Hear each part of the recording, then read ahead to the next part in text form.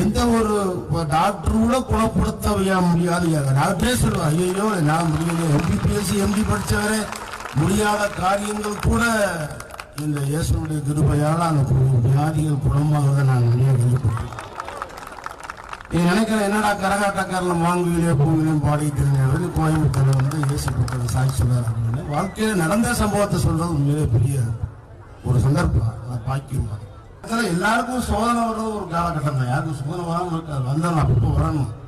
என்ன நடக்குது தெரியாது. கிட்டத்தட்ட நீ வந்து ஆக்சிடென்ட் ஆகி கூட சொல்லுவார், இல்லை அந்த பாஸ்ட் வந்து என் தலையில கை வச்சு ஜெபம் பண்ணும்போது எனக்கு இயேசுவே என் தலையில கை வச்சு புறப்படுற மாதிரி ஒரு உணர்வு.